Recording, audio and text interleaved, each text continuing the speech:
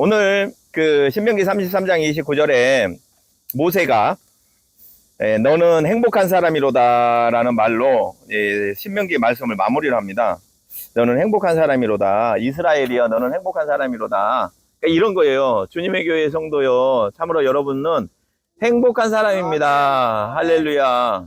네. 오른쪽으로 뜨셔가지고. 네. 우리 집사님은 행복하시나요? 아멘. 네, 뭐 때문에 어떤 것이 가장 행복하신 것 같으세요? 하나님과 같이 사니까 행복하죠. 할렐루야. 어쩜 그렇게 믿음이 좋으세요? 뭐 있어요. 뭐 항상 밤이나 낮이나 주님과 항상 동행하시니까 감사하죠. 하나님과 함께 하시니까. 예. 예, 맞습니다. 오늘 모세가 이스라엘 백성에게 하는 말이 여러분들은 참으로 행복한 백성입니다 라고 말하는 게 뭐냐면 다른 이유가 아니라 하나님이 함께 계시기 때문에 행복하다라고 얘기를 하는 거예요. 그러면 지금 이스라엘이나 모세의 인생이 과연 행복한 삶을 살았느냐, 그 얘기를 잠깐 하도록 하겠습니다. 오늘 지금 이 이야기, 신명기 33장의 이야기는 뭐냐면 모세의 마지막 유언이에요. 모세가 마지막에 120세에 이 세상을 떠납니다. 그런데 마지막으로 이 세상을 떠나면서 사실은 하나님께서 약속한 땅이 가나안 땅인데, 가나안 땅이 우리 저기 중랑천 건너면 저 올개동 이쪽인 것처럼 저 강만 건너면, 이제 요단강만 건너면 그동안에 약속해서 수십 년 동안 고생했던 가나안 땅에 들어갑니다. 그런데 이제 저 가나안 땅을 들어보고 있는데 하나님께서 모세에게 너는 거기서 멈추라라고 그러는 거예요. 너는 가나안 땅에 들어가지 말고 여기서 이제 하나님이 계시는 곳으로 올라오라는 거예요. 이제 죽는다는 얘기죠. 그러면서 마지막 유언을 그동안에 자식과 같은 형제와 같은 하나님의 백성들을 끌고 왔으니까 그들에게 유언을 남기는 장면입니다. 근데 마지막 인생을 결론이 뭐냐면 참 여러분은 행복한 사람이었습니다. 모세는 모르겠어요. 자기 자신은 어떻게 행복했는지 모르겠지만 이스라엘 백성들은 행복한 사람이었습니다라고 말을 하는 겁니다. 어떤 분이 임종 예배를 대신 갔는데, 제가 아시는 제 동기 목사님인데 그 목사님이 갑자기 임종 예배, 그러니까 자기 친구 아버지의 임종 예배를 돌아가시기 바로 직전에 드리는 임종 예배를 집도하게 되었어요.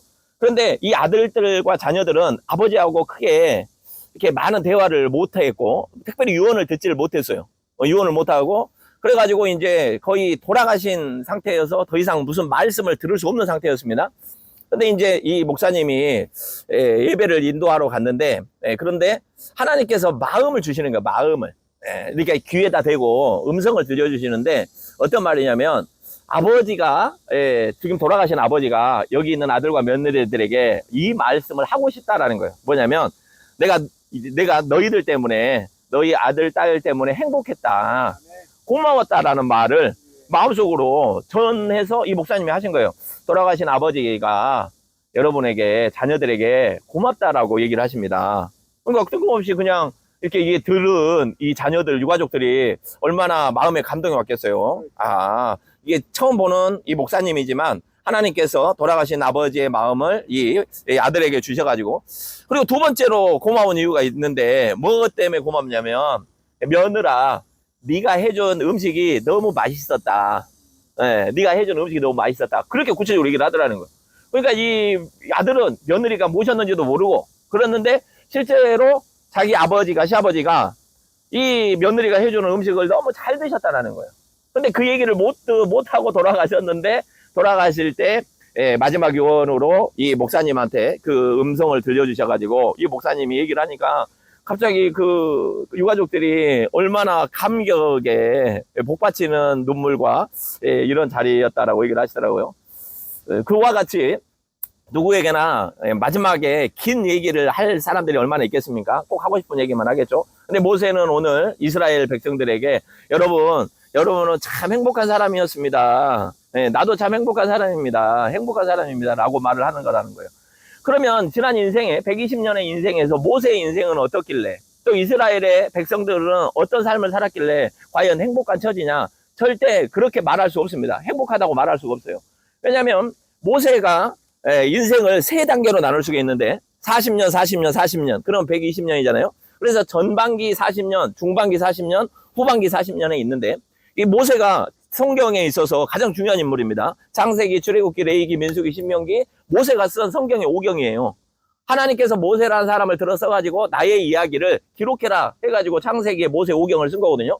그런데 모세가 원래는 잘 살던 집안에서 살았습니다. 잘 살던 집이라는 게 자기가 출생이 아주 잘 살던 집이 아니라 원래는 유대인들, 히브리인들의 가정에서 태어났는데 그때 애굽, 즉 이집트 왕이 특별한 정책을 펼쳤는데 이 히브리인 아들들이 너무 똑똑한 거예요. 그래서 어느 세대에 아들들을 장자들을 다 죽이라라는 그런 정책을 편 적이 있습니다. 그러니까 물론 히브리 백성들에게는 아주 너무나 슬픈 일이죠. 자식들이 죽어야 되니까. 근데 그 어머니가 이 아들 모세를 놔놓고 이 아들을 죽이기가 너무 아까워서 갈대 상자에 태워가지고 지금의 나일강에다가 띄웁니다. 근데 그 나일강에 떠내려오던 아들을 바로의 공주가, 즉 뭐냐면 그 이집트의 왕의 공주가 그 아이를 보고 너무 예쁜 아이가 물에 떠내려오니까 그 왕궁에 데려다가 이 아이를 키웁니다. 그래서 처음에 40년 동안은 바로의 왕궁에서 왕자와 같은, 입양하지만은 왕자와 같은 신분으로 아무 문제 없이 삽니다. 근데 그러다가 사건이 터져요. 사람은 피는 못 속이잖아요. 우리가 만약에 일본에 가가지고 지금 일본 가서 한 몇십 년을 살아도 조선 사람이라고 하는 그 피는 못 속인 것처럼 어느 날 보니까 자기 동족인 이 히브리인이 애굽 사람에게 아주 곤욕을 당하는데 죽임을 당하는 거예요. 예, 그래서 이 살인하는 장면을 목격하고 살인당하는 장면을 목격하고 이 모세가 혈기가 분기가 일어나가지고 그 애굽 사람을 가서 쳐 죽입니다. 그러니까 갑자기 그 왕자와 같은 신분으로 안정적으로 살다가 갑자기 살인자가 되어서 이제는 애굽에서 살지 못하고 도망을 다녀야 되는 그런 도망자의 신생을 살게 됩니다. 그러니까 처음에 40년은 바로의 왕궁에서 잘 먹고 잘 살던, 그런데 이 당시에 그 최고 왕궁에 살았으니까 어떻게 나라가 돌아가고 어떻게 지도자들이 하고 하는 것들을 배웠겠죠. 그런데 이제 두 번째 40년이 시작이 되는데 그렇게 해서 그 애굽의 사람을 죽이는 일로 인해 가지고 도망자 신세가 되어 가지고 이제는 애굽에서 살지 못하고 미디안이라고 하는 광야로 숨어듭니다. 그 광야로 숨어드니까 그곳에서 이 모세를 받아들여 가지고 거기에서 결혼도 하게 되고 두 아들도 낳게 되고 거기에서 40년을 또 삽니다. 그러니까 두 번째 인생은 모세가 미디안 광야에서 살던 때예요. 이때는 뭐냐면 40년 동안 하늘을 쳐다보면 비 오나 땅 쳐다보면 뭐 있나 양치고 목축하면서 그냥 이렇게 내 인생이 끝나나 보다라고 살던 세월이 40년 세월이에요. 그런데 광야에서 40년 동안 살다 보면 광야에서 사는 법을 배웠을 거 아니에요. 이 무더운 더위 위에서 뜨거운 태양 아래에서 어떻게 살아야 되고 양들은 어떻게 또 수많은 짐승들은 어떻게 거두어야 되고 물은 어떻게 구하고 밤에 쳐들어오는 수많은 늑대와 이런 이리들은 어떻게 몰아내고 이런 것들을 배운 세월이 40년 세월이었어요. 그럼 나이가 80 정도 되지 않습니까? 그러면은 이제 이렇게 해서 끝나느냐? 하나님께서 이 정도 준비가 되셨을 때 어느 날 모세를 부르시는 거예요. 모세야, 모세야. 하나님이 부르시니까 모세가 얼마나 깜짝 놀랐겠어요? 하나님께서 모세를 부르자 모세가 가까이 가서 하나님 어쩐 일로 저를 부르십니까? 이제 너는 내가 너에게 줄 사명이 있다. 어떤 사명입니까? 네가 살던 애굽에 그 이집트라고 하는 곳에 너의 형제들, 히브리인들, 쉽게 말해서 우리로 보면 조선인들, 그들이 수백 년 동안, 무려 400년 동안 거기에서 종살이를 하고 있다. 노예 생활을 하고 있다. 원래 그들은 그곳에 살 사람들이 아니다. 내가 가나안 땅이라고 하는 그 땅을 예비해 놓았으니까 너는 그 사람들을 구출해 내어가지고 가나안 땅으로 데리고 가라. 아니 그 한두 사람이 아니라 한 200만 명이나 되는 한 민족을 구출해 낸다라는 게 쉽겠어요? 왜냐면 그냥 자기가 데리고 나오면 상관없지만 그 나라를 다스리고 있는 애굽의 왕이 자기들의 노예 200만 명이 자기네 독립을 선언해서 밖으로 나가겠다고 하는데 가만히 있을 리가 없잖아요. 그래서 결사반대, 절대 안 된다. 그런데 하나님께서 모세를 통해서 10가지 재앙을 내리십니다. 우리가 잘 알고 있는 성경에서 10가지 재앙을 내려가지고 이 애굽의 왕이 야, 이 사람들을 내보내지 않으면 어떻게 되겠다? 우리가 다 죽게 생겼구나. 그래서 결국에는 이 애굽의 왕이 이 모세의 말을 들어가지고 결국에는 이스라엘 백성들 200만 명을 내보냅니다.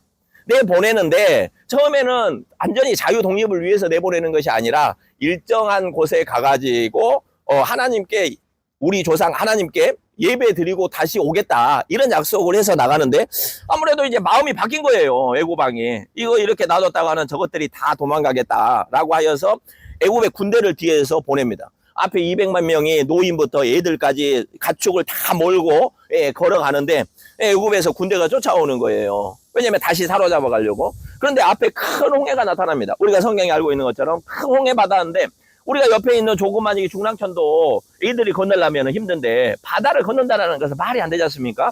그런데 하나님께서 10가지 재앙을 일으키셨던 하나님께서 이스라엘의 하나님의 백성을 구원하시기로 약속하시는 하나님께서 홍해 길을 쩍 가르십니다. 그래가지고 그 바닷길이 갈라져서 지금 우리 어디 신안 앞바다나 이런 데 보면은 바다 갈라지는 시간이 있잖아요. 그래가지고 막 섬에 드나드는 거 있잖아요. 그런 것처럼 바다를 쩍 가르셔가지고 그 홍해를 통과하게 합니다. 네, 이스라엘 백성이 홍해를 통과하고 나니까 다시 바닷물이 원위치 되어가지고 애굽의 군대가 쫓아오지 못하는 상황이 된 거예요. 그러니까 결국에는 하나님께서 안전하게 인도해 가셔가지고 홍해를 건넜는데 홍해를 딱 건너고 나니까 이제부터 이렇게 수풀이 무거진 그런 좋은 땅이냐? 그렇지 않다는 거예요. 바로 홍해 바다를 건너고 나니까 또 사막이 아주 밀집한 이 광야가 나타나는 것입니다. 이때부터 이스라엘 백성들이 모세를 따라 나온 것을 후회하기 시작합니다. 왜냐하면 종살이를 하더라도 애굽에 있을 때는 먹을 거 먹고 잘 때 자고 물론 맨날 피라미드 만들고 성을 만들고 죽도록 고생을 했지만 그래도 사는데 지장은 없었잖아요. 그런데 이놈 광야는 하늘을 쳐다봐도 비가 한 방울 떨어지지 않고 어디 가서 먹을 거 하나 없고 사람은 한두 명이 아니라 200만 명이나 되는 사람이 사람도 먹어야지 짐승도 먹어야 되지 물도 나지도 않고 얼마나 불만을 하겠습니까?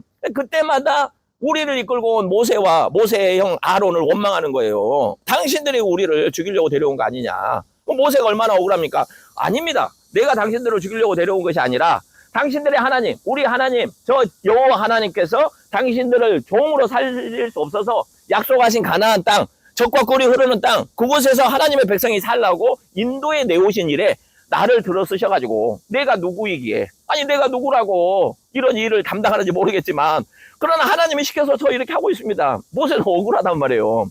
나 억울하지만은 중간에 서서 안 할 수 없는 일이잖아요. 하나님께서는 모세에게 마음을 주셔서 그 이스라엘 백성을 잘 끌고 가나안 땅으로 끌고 가라 이렇게 말씀하시고 이 가나안 땅에 들어가기 싫어. 가나안 땅에는 들어가고 싶지만 한 달 정도 지나면 바로 들어갈 줄 알았거든요. 예, 얼마 거리가 되지 않습니다. 실제로 홍해에서 가나안 땅, 지금의 이스라엘 땅까지는 실제로 보면은 지금은 차 타면 뭐 몇 시간이면 가고 걸어도 한 달 정도면 갈 수 있는 거리예요. 그랬는데 이제 이스라엘 백성들이 물 달라고 하면 하나님께서 물 주시고 먹을 거 없다고 하면 하늘에서 만나 내려주시고 고기 먹고 싶다면 하늘에서 메추라기 떨어뜨려 주시고 그래서 먹이고 입히고 신발 닳지 않고 또 들어올 때 수많은 광야에서 봐보세요. 이제 그 당시에 주변에 있던 많은 나라의 사람들이 보니까 아니 애굽에서 종살이하던 200만 명이라고 하는 사람들이 광야를 걸어가고 있는 거예요. 맹기를. 그럼 어때요? 자기들이 잡아가면 자기네 노예일 거 아닙니까? 그러니까 수많은 왕들이 주변에 있는 나라들이 공격을 해오는 거예요. 아말렉은 들어와가지고 저기들 이스라엘 백성을 자기네 포로로 삼아가겠다고. 그러니까 그동안에 전쟁도 별로 해보지 못한 이스라엘 백성이 광야에서 아말렉이나 그런 대적들을 만났을 때 어떻게 싸워야 될지도 모릅니다. 근데 하나님께서 그때마다 지혜를 주시고 길을 열어주셔가지고 모세가 손을 들면은 이스라엘 백성이 이기고 손을 내리면은 아말렉이 이기고 그런 온갖 전투를 다 이기고 이렇게 광야를 하루하루 통과하게 하는 거예요. 예. 그래가지고 어디까지 다 왔느냐?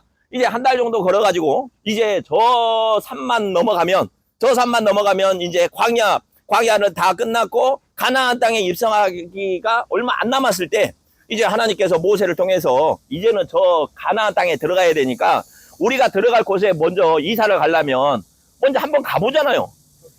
네, 그러니까 그것이 정탐인 거예요. 왜냐면은 가나안 땅에도 이미 이렇게 녹음이 무거지고 먹을 것이 많은 곳이니까 가나안에도 이미 사람이 살고 있어요. 빈 땅에 우리가 들어가는 게 아니라 거기에도 수백 년 동안에 거기에서 살고 있는 그 원주민들이 있단 말이에요. 그러니까 이제 이스라엘 백성이 들어가려면 먼저 뭘 해야 되겠습니까? 우리가 들어가서 살만한 곳인지 그냥 이렇게 홍해 바다 건넌 것처럼 요단강 건너가면 길이 쫙 열려가지고 어서 오세요 이러는 곳인지 과연 가는 곳에 먹을 것은 입을 것인지 있는지 입을 것은 입을 것이 있는지 짐승은 어떻게 키울 것인지 보러 가야 될 거 아니에요? 그러니까 이스라엘의 12지파의 대표자를 뽑아가지고 한 명씩 뽑아서 어디를 가봐라? 정탐을 해라. 가나안 땅에 가봐라. 이렇게 해서 들여보내는 거예요. 자요, 이제 이스라엘 백성은 광야에서 거의 다 한 달 정도 됐고, 이제는 이제 다 준비하고 있어요. 저기 정탐 갔다 온 사람이, 예, 다 준비됐더군요. 하나님이 우리를 여기까지 끌고 오신 거 보니까 다 준비되어 있고, 들으만 가면 됩니다. 그러면은 이제 좀 힘들어도 갔을 거예요. 그런데 갔다 온 사람들 말이 청천벽력과 같은 얘기를 하는 거예요. 아이고, 큰일 났습니다. 왜요? 12명이 갔는데 그 중에 10명이 우리 가면 다 죽습니다. 예. 왜냐면 하나님께서 약속하신 저 가나안 땅은 말 그대로 먹을 것도 많고 입을 것도 많고 과일도 많고 물도 많고 살기 너무 좋은 곳인데, 그러니까 거기에는 우리보다 2배나 더 큰 아주 큰 민족들이 다 자리를 잡고 있습니다. 가면 우리는 메뚜기처럼 다 죽게 되어 있습니다. 그러니까 우리가 가서 그 땅을 차지하는 게 아니라 그들의 밥이 되거나 노예가 되거나 다 죽임을 당할 것 같으니까 저는 못 가겠습니다. 한 사람이 12명 중에 10명이라는 거예요. 생각해 보세요. 10명 중에 한 6명이, 2명이 못 간다고 하고 10명이 갑시다. 그래도 갑시다. 그러면 어떻게 해볼만 하잖아요. 12명 중에 10명은 절대로 들어가면 안 된다고 하고 여호수아 갈렙 2명만 그래도 우리는 가서 해볼만 하겠습니다. 저들이 강하긴 하지만 우리가 하나님이 여기까지 인도해 오셨으니까 하나님이 마저 인도하시면 저들을 틀림없이 물리치고 우리 들어가서 하나님이 약속하신 땅에서 이제 노예 생활이 아니라 하나님의 거룩한 백성으로 살 수 있습니다. 주장하는 사람은 2명밖에 안 된다는 거예요. 그 12명이 딱 회의를 하고 있는데 모세가 들어볼 때 얼마나 기가 막히겠어요. 이걸 어떻게. 그런데 이 10명이 가가지고 12명이 가가지고 자기 식구들한테, 자기 형제들한테 얘기할 거 아닙니까? 우리 가면은 다 죽습니다. 큰일 납니다. 여기 가면은 그냥 뭐 적과 꿀이 흐르는 것이 아니라 다 죽게 생겼습니다 하니까 200만 명 중에 10지파에 속한 그 가족들이 다 우리 못 가겠다고 손을 든 거예요. 돌아갑시다. 네, 돌아갑시다. 이때 하나님이 볼 때, 모세가 볼 때, 하나님이 볼 때는 어떤 마음이 들겠습니까? 저들을 저렇게 홍해를 가르고 10가지 재앙을 내리고 그 다음에 먹을 것이 없을 때는 만나와 메추라기를 주고 저 대적들이 들어왔을 때는 저들을 다 쳐내고 불뱀이 있으면 뱀을 다 죽이고 저희들을 살려가지고 여기까지 왔건만 결국에는 뭐예요? 불순종한 거잖아요. 내가 너희에게 저 땅을 주겠다고 하고 그러면 너희는 들어가라 했으면은 앞에서 적들이 나를 죽는다 하더라도 들어가야 되는 것이 순종이잖아요. 그런데 저들은 뭐합니까? 불순종한다라는 거예요. 예, 아담과 하와가 뭐 했습니까? 왜 하나님에게 쫓겨났어요? 예, 에덴 동산에서 불순종했기 때문에, 너는 선악과를 먹지 말라고 하는 그 말에 불순종했기 때문에 쫓겨난 거 아니에요. 하나님의 백성들이 10명이 있어 반대하는 그 상황에서 우리는 못 가겠습니다. 아니 저기만 건너가면은 약속의 땅 가나안 땅인데 못 가겠다고 돌아서는 거예요. 그러니까 하나님은 뭐합니까? 불순종하는 자에게는 불순종의 벌을 내리시는 거예요. 그러면은 돌아라.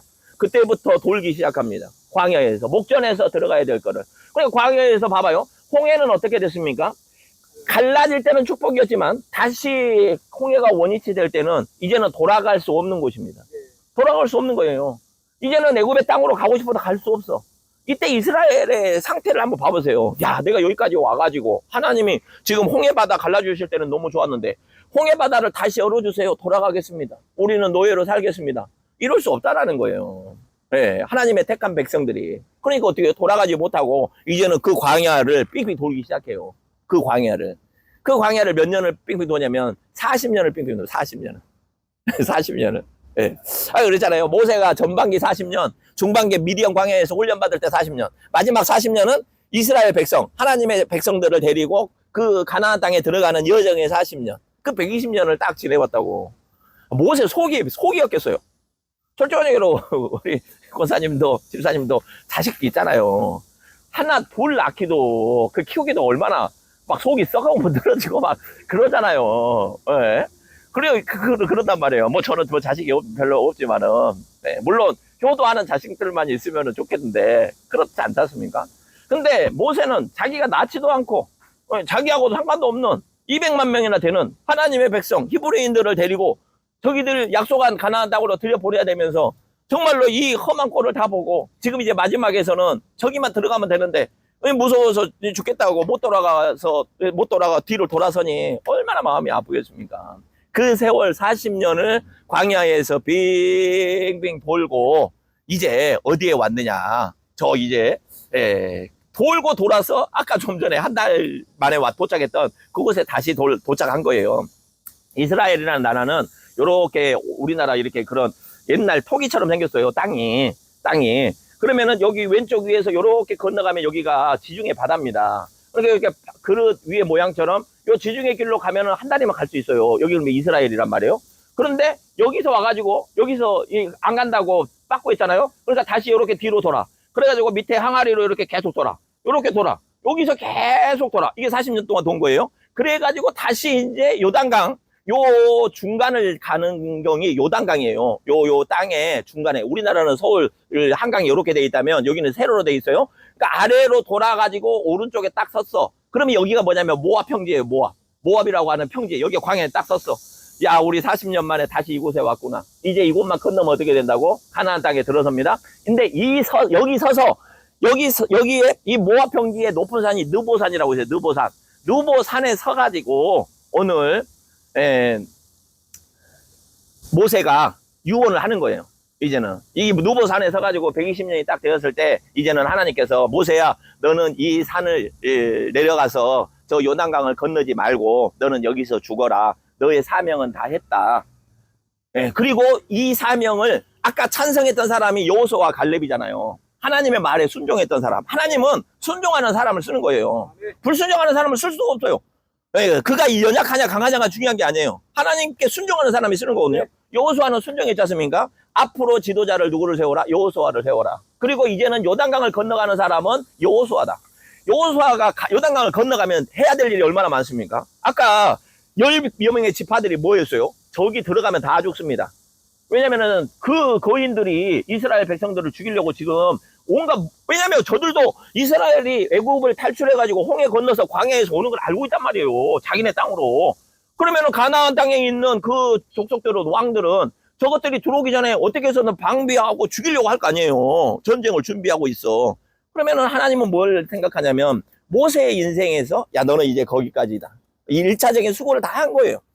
그리고 나서 이제 여호수아가 들어가서 해야 될 일은 뭡니까? 정복전쟁이잖아요. 왜냐면은 그 가나안 땅에 들어가면은 뭐 유다 지파는 여기 사시오, 뭐 시몬 지파는 여기 사시오. 그게 아니란 말이에요.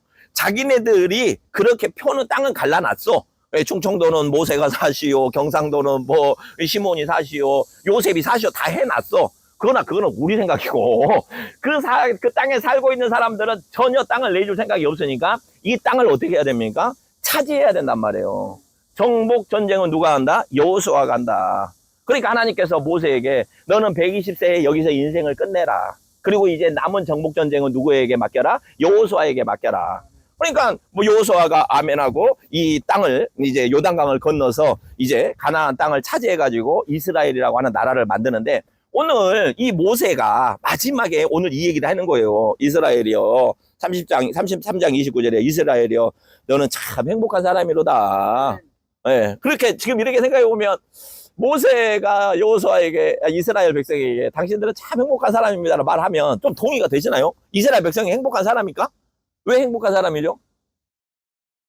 아니 모세 입장에서 생각을 해요. 모세가 야 너네들은 참 복받은 사람이다. 너네는 참 행복한 사람이야. 이스라엘 입장에서 생각해 보면 아니 무슨 복을 받았습니까? 그냥 애굽에서 그냥 이렇게 종사를 해가지고 먹고 살다가 그냥 거기에서 살면 되는 것을 하나님이 우리를 끌고 와가지고 홍해바다는 건너가지고 광야에서 40년 뺑뺑이 돌고 이제 들어가는 곳에서도 우리가 죽을지 살지 모르는 그런 전쟁이 예비되어 있는데 무엇이 행복한 사람입니까? 이렇게 생각하는 불순종자가 있을 거고 또 반대로 어떤 생각이 있겠어요? 하나님 감사합니다. 거기에 살았으면 나도 종이고 내 자식도 종이고 내 자식의 자식도 종이고 평생 종으로 살 우리를 하나님께서 모세라는 사람을 통해 가지고 구출해 내시고 정말로 불순종한 우리들을 광야에서 몇 번, 10번도 더 죽이거나 그냥 어디 아말렉에 잡혀가게 만들 우리를 포기하지 아니하시고 목마르다고 하면 물 주고 뭐 고기 먹고 싶다고 하면은 소고기는 아니지만은 메추라기 껴서 먹이고 앞으로 수많은 적들이 대적이 공격에 올 때 저들을 그냥 내버려 두시는 것이 아니라 지혜를 주시고 능력을 주셔가지고 저 적들을 다 막으시고 그래가지고 여기까지 끌고 와서 이제 저기만 다시 건너가면 됐는데 얼마나 감사한 일입니까? 예, 40년의 불순종이 길었기 때문에 그것을 아는 사람은 뭐냐면 하나님의 은혜를 아는 거예요. 예, 제가 우리 중계 주님의 교회가 지금 한 20년 되어 가잖아요. 그러니까 진짜 기가 막히다고 생각을 해요. 여기 온 지 제가 한 5년 정도 벌써 돼가는 것 같은데 코로나 전에 왔으니까 생각해보세요. 얼마나 많은 교회가 요새 교회가 문을 닫고 교회가 하다가 포기하는지 몰라요. 다 저희 교회가 처음에 설립될 때 10년 전에 어떤 분이 헌금함을 이렇게 준다고 해가지고 그래가지고 가지러 갔네. 그랬더니 교회가 어마어마해. 예, 한 500평 정도 되는 것 같아요. 그래가지고 거기는 청년들을 중심으로 하는 예배라고 우리나라 큰 교회에서 부목사님으로 계시던 분이 이제 교회에 헌금을 몇억 이렇게 해줘가지고 교회를 개척하셨나봐. 그런데 몇 년 하다가 교회를 이제 그만두신대요. 그분은 이제 좀 한 40대 정도 되는데, 목사님, 아니, 교회가 너무 성전을 너무 잘 해놨어. 그래가지고, 왜 이거를 그만두십니까? 그랬더니, 이제 자기는 힘에 붙이고, 이제 부흥도 안 되고, 그래서 다시 큰 교회 부목사로 가려고 이 교회를 이제 폐업하는 거예요, 쉽게 말해서. 그러면서 헌금함도 우리한테 주고, 그래서 우리한테 헌금함 그때 주고, 그 다음에 성경책도 몇 권 얻어오고 그랬거든요. 많은 사람들이 20여 년 전에 세워진 교회가 물론 중계 주님의 교회보다 훨씬 더 크고 뭐 성도가 많은 교회들도 많이 있지만 그러나 많은 교회가 문을 닫았습니다. 예, 많은 교회가. 제가 서울에 처음에 올라왔을 때 1988년도였는데 그때 맨 처음에 제가 지금도 기억나요. 공릉동 앞에 향연교회라고 있었어요. 예, 하나님의 향기로운 연기가 올라가는 향연교회. 그리고 옆에 보면 또 교회가 몇 개 있었어. 저는 교회를 안 다녔는데 제가 그때 이제 서울에 올라가지고 우리 이모님 댁에 있었는데 우리 이모님이 한두 번 이렇게 저를 데리고 가가지고 가서 교회를 이런 교회가 있다라는 거를 교회를 뭐 많이 다니지는 못 안 했어요. 한두 번 가서 본 교회가 있었는데 근데 지금 보면 교회가 다 없어졌어. 예, 물론 뭐 이사 가셔가지고 뭐 하시는 분도 있겠지만 그리고 제가 만나보면 많은 분들 중에 교회를 설립을 했다가 교회를 그만두시는 분들이 굉장히 많다라는 거예요. 예, 생각해 보세요. 우리 중계 주님의 교회가 남들이 봤을 때 이거는 하늘에서 비 맞고 햇볕 맞고 눈 맞고 바람 맞고 여기에 누가 어디 돈을 많이 대주는 사람이 있습니까? 여기에 뭘 해주는 사람이 있습니까? 그럼에도 불구하고 이곳에 여기까지 20여 년의 세월을 광야와 같은 세월을 여기까지 올 수 있었다. 그것이 누구의 능력이자라는 거예요. 네, 담임 목사님의 능력이시겠습니까? 우리 강도사님의 능력이시겠습니까? 전도사님의 능력이시겠습니까?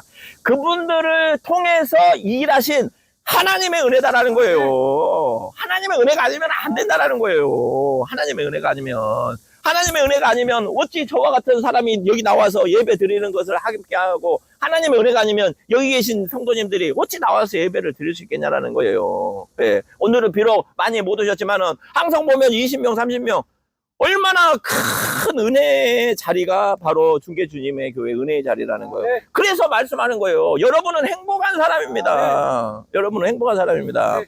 제가 작년인가 어떤 분이 제가 아는 분이 의정부에 좋은 교회가 하나 나왔다고 교회를 인수하시라고 아주 좋은 조건이라니까 한번 가보라고 그래가지고 갔어요. 같이 갔는데 독립된 건물에 교회를 잘 지어놓으셨더라고요. 2층까지. 그래서 목사님이 이제 교회를 팔고 이제 은퇴하셔가지고 70이 넘으셔서 저한테 이 교회를 사시라고 얘기를 하더라고. 근데 이제 물론 이제 저는 거기가 이제 뭐 여러 가지 뜻이 안 맞아가지고 안 했는데 근데 그 교회를 본 게 아니라 그 교회 바로 옆에 그 교회에 들어가기 전에 큰 요만한 상가 요렇게 큰 한 10층짜리에 위에 보니까 큰 교회 이름이 써져 있어요. 그래가지고 내가 저 교회는 진짜 엄청 크다. 예, 같이 간 그분한테 이 교회는 엄청 부흥했네요 그랬는데 가가지고 이제 우연히 이제 그 목사님하고 얘기를 한 거예요. 그 목사님 요 앞에 큰 교회 있대요. 그래서 많이 부흥됐나 봐요. 그랬더니 그 목사님이 뭐라고 얘기하시냐면 아이고 말도 마십시오. 그 목사님이 요새 날마다 눈물을 흘리고 있어요. 그래서 아니 저렇게 대형 교회를 하신 분이 저렇게 큰 교회를 지으신 분이 왜 눈물을 흘리십니까? 그랬더니 그 당시에 코로나 끝나고 나서 그 교회에 성도가 얼마나 많이 출석을 안 할 거 아니에요. 그러면 그 정도 큰 교회를 지으려면은 못해도 몇백억 원 될 것 같아. 예. 그러면은 월 이자만 해도 몇 억씩은 나갈 것 같아요. 몇 천만 원씩은. 근데 이분은 그것이 갑자기 큰 은혜였다가 이제는 내가 감당해야 될 빚이 된 거예요. 그러니까 1층을 이렇게 대형 마트를, 그러니까 교회 1층 현관을 대형 마트를 세를 줬더라고. 예, 그러다 보니까. 근데 그분이 어떤 마음으로 울었겠습니까? 그러잖아요. 하나님께서 이렇게 큰 부흥시켜 주실 때, 이렇게 성전을 건축하고, 하나님의 일을 위해서 자기가 헌신을 했지만, 그러나, 뭔가 지금 상황은, 이 성도들은 다 떠나고, 그 빚을 갚기 위해서 예수는 자기 모습을 보면서, 그래서 너무 속상해서 눈물을 흘리신다. 그런 말씀 하시더라고요. 우리 좋게 주님의 교회는 그럴 일 없잖아요. 네. 여기에 빚이 뭐 몇 억씩 있고 이러지 않잖아요. 예. 그리고 우리 하나님께서 이곳에 그동안에 지내온 시간 동안에 먹을 것이 없게 하시고 입을 것이 없게 하시고 정말로 아무리 힘들어가지고 그 모든 시간들을 어떻게 해요? 다 이겨내게 하셨잖아요. 네.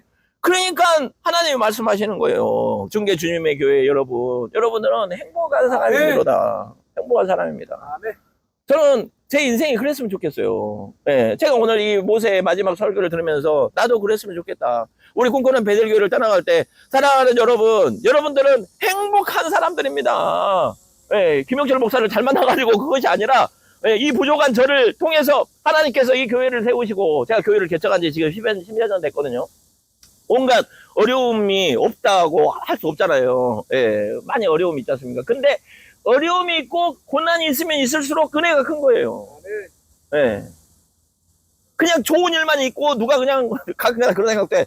나도 그냥 누가 한 몇십억 밀어줘가지고 또 한 성도 한 뭐 100분 이렇게 보내줘가지고 이렇게 교회를 개척하면 얼마나 수월하고 좋을 수 있겠어요. 근데 그것도 그거지만 그것이 아니라 정말로 어려움과 힘이 든 가운데서 뭐만 바라보고 하나님만 바라보고 오늘 하루 이렇게 살아내는 내 자신을 보면서 야 하나님의 은혜구나. 하나님의 은혜구나.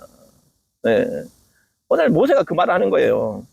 신명기 33장 26절에 여수른이가 누구냐면 이스라엘이에요. 이스라엘을 여수른이라고 표현한 겁니다. 하나님 같은 이가 없도다. 세상에 하나님 같은 분이 어디 있어요? 그가 너를 도우려고 하늘을 타고 궁창에서 위험을 나타내시는도다. 너희들 종살이 하는 그냥 냅둬도 돼요. 지금까지 종살이 하는 민족이 얼마나 많이 있었습니까? 그러나 하나님께서 너희를 살리시려고 하늘에서 내려오셔가지고 모세를 택하시고 모세로 하여금 저 이스라엘 백성들을 출애굽 탈출시키시고 또 광야에서 길을 내시고 홍해바다를 가르시고 수많은 그 불순종 가운데서도 하나님의 종 모세와 또 그의 종 여호수아를 택하셔서 여기까지 오게 하셨으니 야 너를 도우시는 하나님 같은 이가 어디 있느냐. 할렐루야. 영원하신 하나님이 너의 처소가 되시니 그의 영원하신 팔이 내 아래에 있도다. 예, 우리 그 찬양 있지 않습니까? 주의 영원하신 팔. 영원하신 팔이 우리를 안위하시고 보호하신다라는 거예요. 사랑하는 여러분. 저는 여기 광야에서 여기서 예배를 드릴 때 참 처음에 걱정했던 게 그래요. 우리 장로님이나 뭐 연세 많으신 우리 전도사님 이렇게 보면 야, 이렇게 한 대에 계시면 이거 막 건강이 위험해진 거 아닌가? 그럴 수 있지 않습니까? 근데 내가 보니까 야 할렐루야 우리 하나님은 예, 치료하시고 살리시고 강건케 하신 하나님입니다. 우리 전도사님 97세인가요? 90 몇 세신가요? 100세요? 와 100세신데 지금도 나와서 설교하세요. 그분이 한 번 오늘 안 나오셨네. 빠지신 적이 없을 정도로요. 20여 년의 세월 동안. 우리 강도사님도 거의 내일 모레 80 다 되시는 분인데. 아직 모르셨어요? 자, 아니, 예. 76세. 예. 장로님, 이 봐보세요. 이렇게 병원에 누워있어야 또 어디 가서 요양원에 있어도 아무 문제 없을 연세 100세에 교회에 나오셔서 이 야외에서 비가 오나 눈이 오나 예배를 드리고 올 수 있다. 할렐루야. 이게 하나님의 축복이다라는 것입니다. 예. 또한 그가 내 앞에서 대적을 쫓으시며 멸하시도다. 예. 요새는요, 예. 예배를 이렇게 드린다라는 게 얼마나 영적인 방해와 공격이 많은지 몰라요. 밖에 나가서 전도 못합니다. 말하기 어려워요. 그런데 여기는 대한민국 이 구청에서 만들어놓은 이 좋은 공원에서 우리가 예배를 드려도 누가 그래요? 하나님이 지키시고 보호하시기 때문에. 하나님이 지키시고 보호하기 때문에. 이 교회에 지금 지금 우리가 눈에 보이는 사람은 10명이지만 영적으로는 수많은 천군천사가 오늘 이 예배를 드리고 오늘 우리 성가대에서 부르는 이 가사 틀리는 찬양을 듣고 박수를 치고 아멘할 때 하늘문이 열리고 이 놀라운 역사가 일어나고 있다는 거예요. 이것이 바로 이 야외 우리는 지금 다 열려 있으니까 이 우리의 찬양과 이 목소리를 저기 있는 천사가 못 듣겠습니까? 바로 이와 같은 역사다라는 거예요. 이스라엘이 안전히 거하며 야곱의 샘은 곡식과 새 포도주의 땅에 홀로 있나니 곧 하늘이 이슬을 내리는 곳으로다. 아멘. 광야에서는 물이었기 때문에요. 이슬이 제일 중요해. 아침에 이슬이 내려야 그 광야에 있는 뭐가 먹고 사는 거예요. 그러니까 이슬이 내리는 땅은 매일매일 하나님의 축복이 내리는 거예요. 네. 우리 중계 주님의 교회 매주 매일매일 하나님의 은혜의 이슬이 내리는 거예요. 아멘. 지금까지 예배 드리면서 말씀 안 전한 적 있어요? 네. 누가 전하더라도 말씀을 전해가지고 말씀의 양식의 이슬이 내리는 거 아니겠습니까? 그리고 맨날 점심을 먹어도 맛있는 짜장면 볶음밥으로 맨날 드시잖아요. 네. 여기 뭐 와가지고 하다못해 빵 하나라도 안 드시고 가신 적 없단 말이에요. 그게 누가 주시는 거지? 하나님께서 우리에게 하늘 이슬을 내리시는 곳이다라는 거예요. 이런 모든 것을 보았을 때 이스라엘이요, 우리 중계 주님의 교회 사랑하는 성도요, 여러분은 행복한 사람입니다. 여호와의 구원을 우리와 같이 얻은 백성이 어디 있습니까? 네.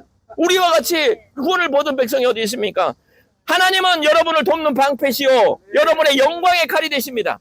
여러분의 대적이 여러분에게 복종하리니 당신들이 그들의 높은 것을 저 사단마귀 대적을 멸하고 바로 우리 주 예수 그리스도의 십자가에 그 나라가 세워지는 일에 우리를 이렇게 귀 들어 쓰신다라는 거예요. 우리는 비록 육적으로는 연약하지만 영적으로 강한 군대요, 하나님의 충성된 종이다라는 것입니다. 사랑하는 여러분, 말씀을 마칩니다. 우리는 이렇게 큰 사명을 띠고, 제가 정말로 감격하는 것이 이와 같은 자리에, 제가 누구라고 하나님께서 불러주셔서 여기에서 말씀 전하게 하시고, 이렇게 은혜를 누리게 하시는 것은 저도 하나님께 굉장히 큰 복을 받은 사람이잖아요. 모세는 이 말을 하면서 그랬을 것 같아요. 나는 더 행복했습니다. 나는 더 행복했습니다. 그냥 바로의 그런 양자로 사는 것이 행복이 아니라 그런 것은 아무런 다 사라지는 것이고 이 땅에서 없어지는 것이지만 모세에게는 뭐예요? 하늘 영광의 집이 그에게 약속되었으니 여러분 때문에 나는 행복했습니다. 그 고백을 하지 않겠습니까? 사랑하는 여러분, 또 예배 나오시지 못한 우리 사랑하는 모든 성도님들에게도 한량없는 주님의 은혜가 날마다 쏟아부어지기를 주의 이름으로 축원합니다. 아멘. 감사합니다.